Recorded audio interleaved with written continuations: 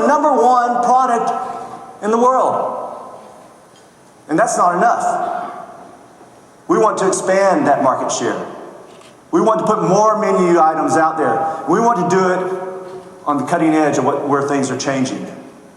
So when I ask the question of what is Spud Nation, who is Spud Nation, we are Spud Nation, and we're going to take our nation and we're going to take it to other potato lovers around the world. They already love our products.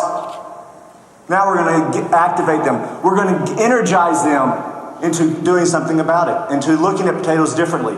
And we're going to do that. We're going to do that through a new program. I always wanted to hit a gong. We're going to do that through a new program that's going to be taking our products in their final form to our customers around the United States. And I'd like to introduce you right now to your first of many food trucks. It's right back here, and her name's Betty.